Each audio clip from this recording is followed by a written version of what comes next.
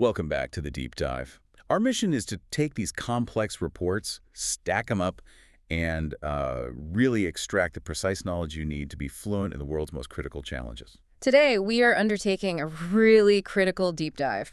We're looking at how the world is actually responding to the global crisis of online child sexual exploitation and abuse, or CSEA. Right. We're trying to move past the headlines and look at, systemic national capacity. That's right. And our source material for this is a huge comparative report from the International Center for Missing and Exploited Children. That's ICMECT. And what they've done is compile data from these incredibly detailed country-specific assessments.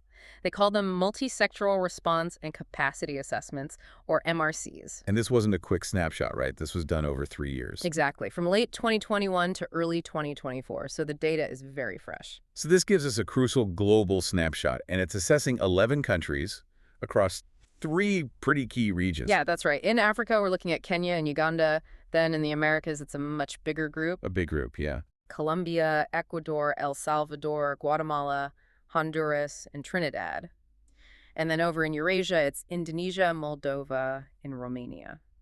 Okay, so to make all of that comparable, the center used a standardized metric. It's the We Protect Global Alliance's National Response Model, the NRM. And that framework is basically the lens through which we're going to analyze everything. It breaks down a national response into 7 essential sectors. Everything from criminal justice to, what, victim support? Exactly. And then within those, it measures 20 core capacities. But the key here really is the 4-level maturity scale they use. Okay, so you have to walk us through that scale. I mean, understanding what each level actually means is pretty vital if you're going to interpret the country scores. Absolutely. So level 1 is construction. Think of it as a country just starting to build the basic system. Laying the groundwork. Just laying the groundwork. Yeah. Then all the way at the other end, you have level 4, which is maturity. That's the goal. Systems are robust, they're integrated, they're fully effective. The ideal. But the real action, and where most of these countries currently fall, is in that middle ground. Right. So level 2 is improvement, which means, they have the policies, but the execution might be a little patchy. Mm-hmm. And then level 3 is integration, where the systems exist, but they need fine-tuning and better coordination. So we're basically tracking their progress along that specific path. That's it. Okay, let's unpack this then. We're starting with the global snapshot of where these countries stand. Before we even get into individual country scores, the initial breakdown of these 7 sectors, it already tells a massive story. It really does. A story about, legislative intent versus actual executive action.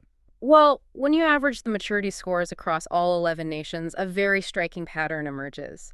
It's all about what's easy for a government to achieve versus what is really hard. And I guess the good news is that the foundational work seems to be well underway. The sector with the highest average maturity is policy, legislation, and governance. Yeah, it's averaging 2.32.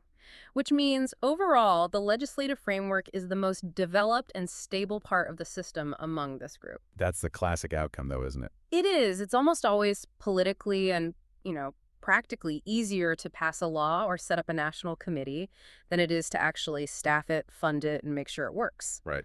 And this strength is backed up by some high-performing capabilities within that. Legislation itself and also research and data collection, they both averaged well into that improvement phase. So they're good at writing the rules and tracking the problem, at least on paper. At least on paper. But if the laws are strong, then where is the global system actually breaking down? It breaks down exactly where the rubber meets the road. The lowest overall maturity belongs to the industry sector. How low are we talking? Just 1.73 on average. Right. I mean, that's barely above the initial construction level.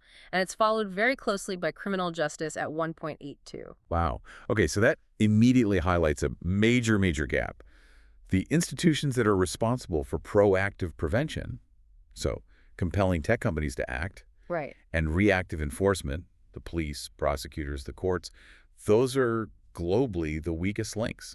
Precisely. It's the enforcement and the technological responsibility that are lagging so far behind the legislative will. It signals a major challenge in translating strong national policy into specialized, on-the-ground operational capacity. So if we look at individual countries, who's actually showing the most significant effort in trying to overcome this gap? The data points to three countries that are sort of leading the charge in terms of overall effort. That would be Romania, Indonesia, and Colombia. And what are their scores? All three of them average around 2.2 to 2.3. And just to put that in perspective for everyone, even these top performers, they're still firmly in the improvement phase, level 2. Oh, absolutely. So while they're dedicated, the job of achieving full integration and maturity, it's far from complete, anywhere in this study, really. And on the flip side, we have to recognize the countries facing the toughest capacity battle. We do.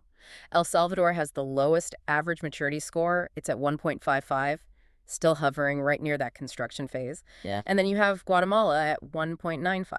You know, what's fascinating here is that while policy and research look good on paper, the areas needing immediate action, criminal justice, and industry are just lagging. Which raises a really important question for international intervention, doesn't it? Given that resources are limited, where should you focus them to make the quickest, most necessary impact?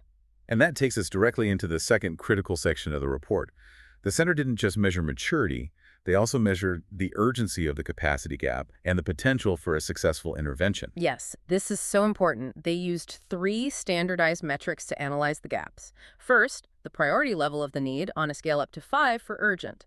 Then the existing ICMEC presence in that country. And finally, the realistic level of change again, up to 5 for very high. So where is the pain felt most urgently across the globe? Looking at those priority level scores. Well, the gaps that were deemed most urgent were in the industry sector, which is no surprise there, followed very closely by victim support, and then policy, legislation, and governance. And if you zoom in even further. The most urgent and frankly damaging gaps were specifically located within victim support and criminal justice. This just confirms that pressing need for resources, especially in nations with limited infrastructure. Okay, so now we contrast that urgent need with the practicality of actually fixing it, the realistic level of change. Where is an intervention most likely to yield, quick and significant results? This is a critical insight from the analysis. The highest feasibility scores went to sectors where implementing change is most likely to be successful. What are? Policy, legislation, and governance followed extremely closely by victim support and then research and data. Wait a second. So if victim support is a high priority and it's highly feasible to fix, that sounds like a major policy blind spot. It is. It's an urgent problem that is demonstrably fixable with adequate support, yet it's still lagging. Exactly. Investing in comprehensive support services seems to offer the biggest immediate return on investment for protecting children. But this is where the paradox really hits hard. The industry sector. The industry sector. It has the highest priority gap globally, but it also registers the lowest perceived possibility of change. That's really significant. So urgently needed, but the hardest to fix.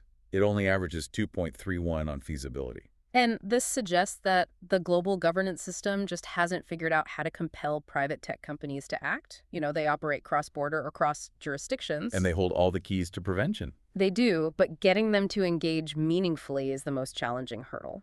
So that paints a very clear, targeted picture for global advocacy.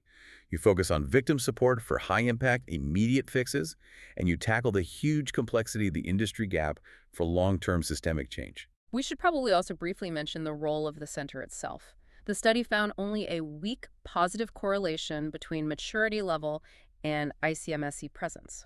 So their involvement is beneficial, but it's not the whole story. Exactly. Capacity development is multi-causal. It takes strong political will, domestic funding, and that cross-sector alignment to really push a country toward full maturity. Diving down into the regions really helps illuminate how these general challenges manifest so differently based on local context. Let's start with Africa. So Kenya and Uganda. In Africa, the picture is really characterized by resource starvation and extreme need. The gaps are rated as having a very high priority over 4 on that 5-point scale. But the external support? Perceived as very low. This is where that resource constraint is just the most evident. And the challenges are really fundamental, right? Yeah. We're talking limited financial, human, and technical resources. Which then leads to ineffective multi-sectoral coordination, even when you have national coordinating committees on paper.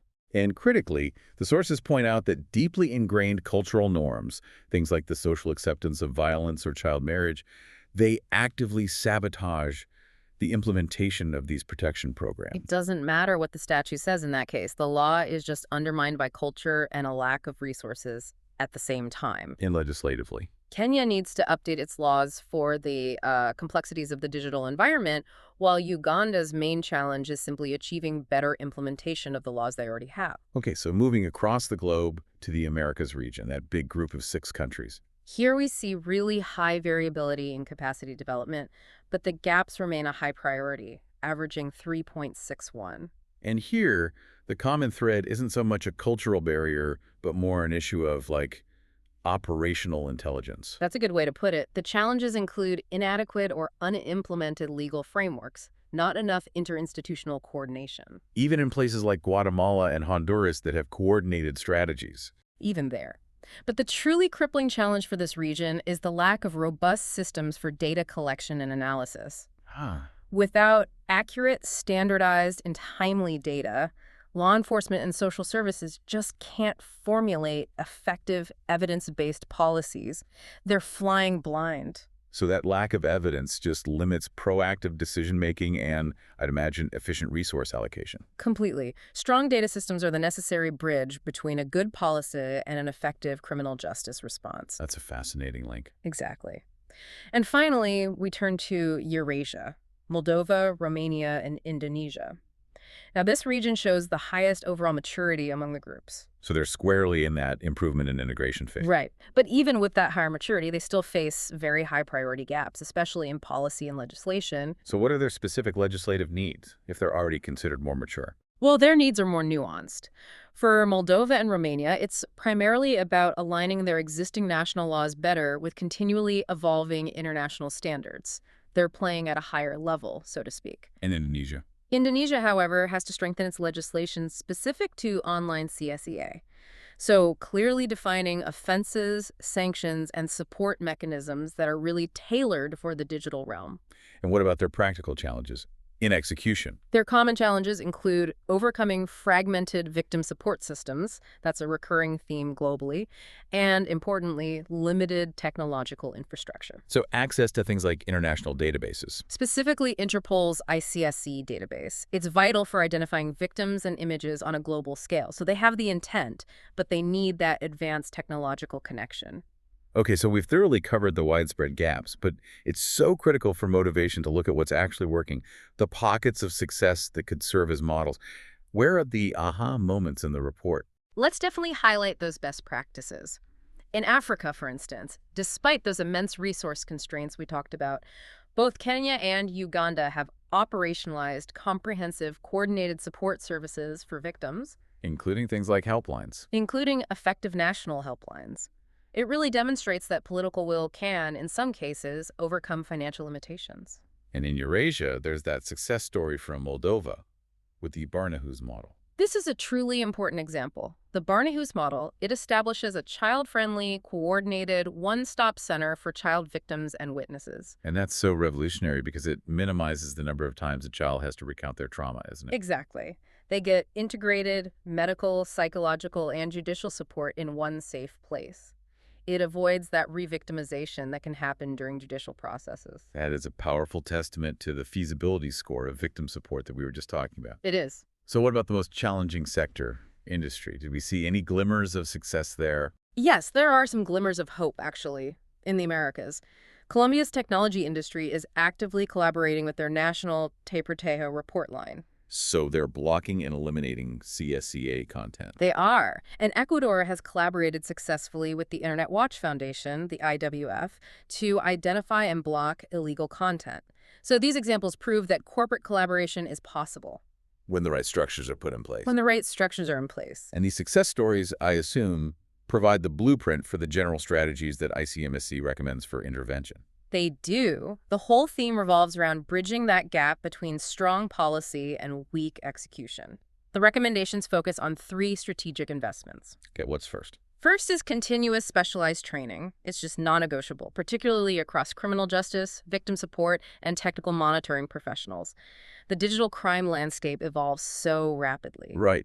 And second is technological infrastructure. Yeah. We need investment in advanced tech, equipment, sophisticated software for case management, for data analysis. You can't fight 21st century crime with 20th century tools. Exactly. And third, robust data systems. implementing national data management systems, and facilitating agreements so that national law enforcement can share data, compare notes instantly with organizations like Interpol.